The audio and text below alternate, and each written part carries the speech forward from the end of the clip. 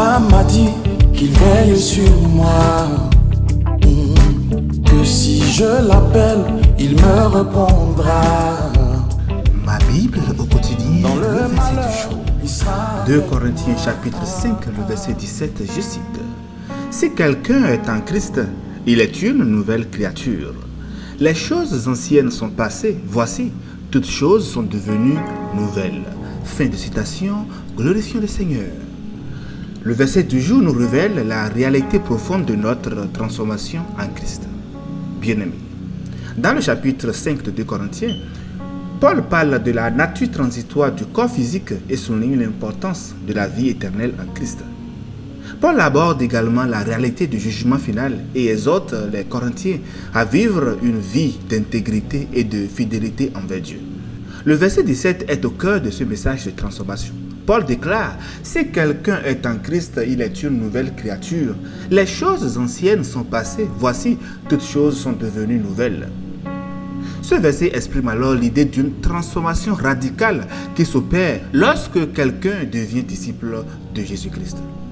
Chers amis, les mots-clés de ce verset sont « en Christ, nouvelle créature, choses anciennes et choses nouvelles ». L'expression « être en Christ » décrit notre union intime avec lui par la foi.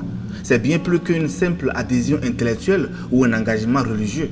C'est une relation vivante et transformative avec notre Sauveur. En étant en Christ, nous sommes devenus de nouvelles créatures.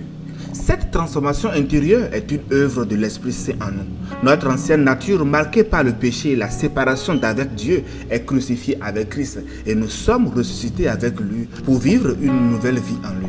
Les choses anciennes, ici, désignent nos anciennes habitudes, nos péchés passés, notre égoïsme et notre séparation d'avec Dieu. Par le sacrifice de Jésus sur la croix, ces choses ont été mises à mort et effacées complètement de notre identité.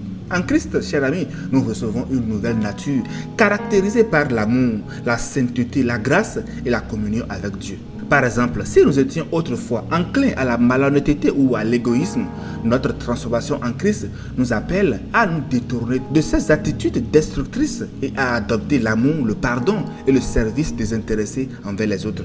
Mais à vrai dire, chers amis, combien de personnes se disant chrétiens aujourd'hui aient vraiment subi cette transformation et sont devenues de nouvelles créatures? À chacun d'en répondre, se réajuster et se mettre au pas s'il le faut, bien amis. Pour être encore plus clair, chers amis, imaginons une personne qui était autrefois esclave de la colère et de la rancune. Son cœur était rempli de ressentiment envers ceux qui l'avaient blessé. Mais lorsqu'elle a rencontré Jésus et a placé sa foi en lui, une transformation s'est opérée. Sa vie a été renouvelée par l'amour et la grâce de Dieu.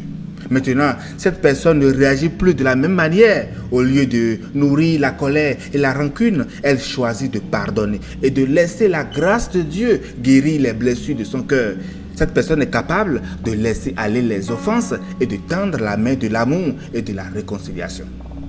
Cette illustration que je viens de vous donner nous montre comment le verset du jour, le verset 17, s'applique à notre quotidien. En Christ, nous sommes capables de laisser les vieilles attitudes et comportements négatifs derrière nous.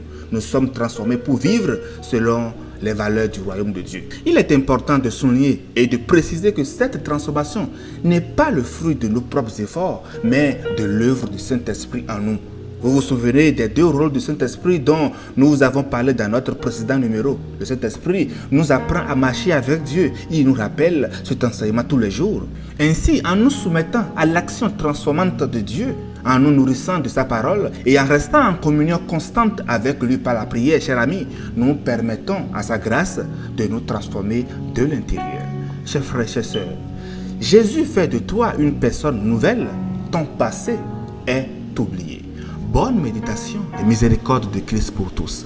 Alléluia chez vous. Papa me l'a dit, oh, me l'a dit, oh.